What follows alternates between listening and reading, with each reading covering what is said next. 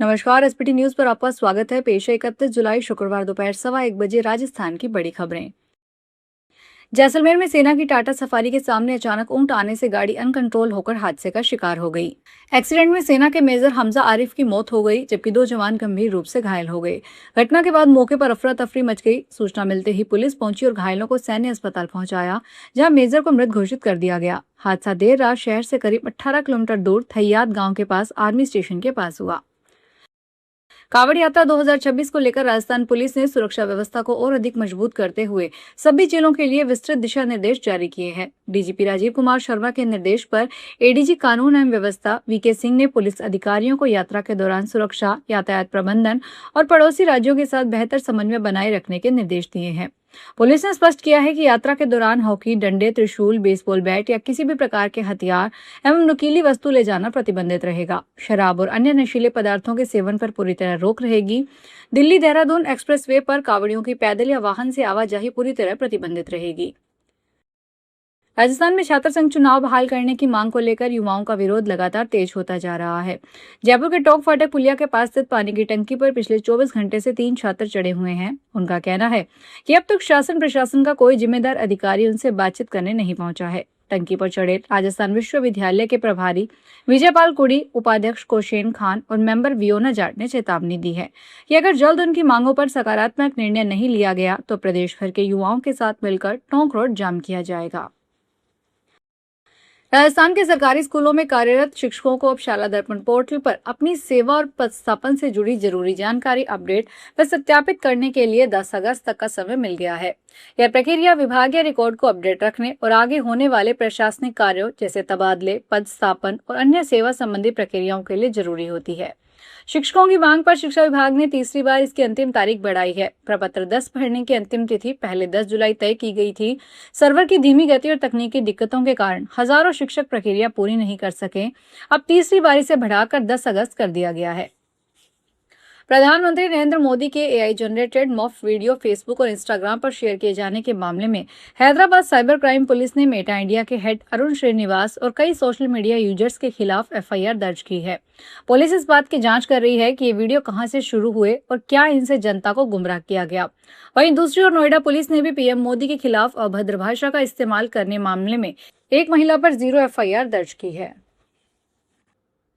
डूंगरपुर में national highway 48 पर गोगा मोड़ के पास एक सड़क हादसे में एक महिला की मौत हो गई। हादसे में टेम्पो में सवार कई अन्य मजदूर घायल हो गए। हादसा तब हुआ जब अहमदाबाद से उदयपुर जा रही टमाटर से भरी एक तेज रफ्तार पिकअप ने मजदूरों से भरे टेम्पो को पीछे से टक्कर मार दी।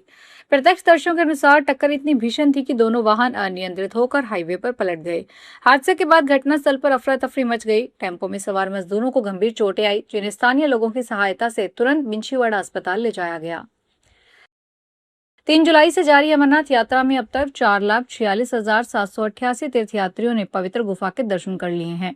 कुछ हिस्सों में बारिश के बावजूद 1795 तीर्थयात्रियों का एक नया जत्था वीरवार सुबह जम्मू के भागवती नगर यात्री निवास से अमरनाथ गुफा के लिए रवाना हुआ।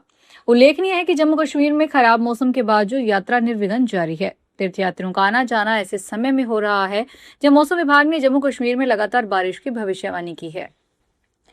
राजस्थान में पेयजल आपूर्ति व्यवस्था को सौर ऊर्जा से जोड़ने की बड़ी पहल होने जा रही है। जलदाय विभाग के बड़े पंपिंग स्टेशनों के लिए 201 मेगावाट क्षमता के मेगा सोलर सिस्टम स्थापित किए जाएंगे। इससे विभाग के बिजली बिल में हर महीने करीब 184 करोड़ रुपए की बचत होने का अनुमान है। यह किसी सरकारी विभाग के लिए प्रदेश का अब तक का सबसे बड़ा सौर ऊर्जा आधारित प्रोजेक्ट होगा। बिजली खर्च कम करने के उद्देश्य से पहले चरण में 8 जिलों के बड़े पंपिंग स्टेशनों पर सोलर सिस्टम लगाए जाएंगे। इसके बाद इस मॉडल का विस्तार पूरे प्रदेश में किया जाएगा। मानसून की रफ्तार अगस्त के पहले हफ्ते में और तेज होने वाली है। मौसम विभाग यानी आईएमडी के मुताबिक देश में बारिश की कमी घटकर 14% रह गई, जो पिछले हफ्तों के मुकाबले काफी बेहतर स्थिति है।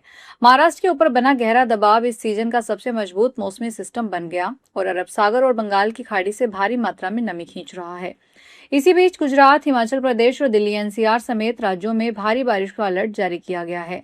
गुजरात में सेना को स्टैंड बाय पर रखा गया है। जम्मू कश्मीर में शुक्रवार यानी आज के लिए अमरनाथ यात्रा स्थगित कर दी गई है।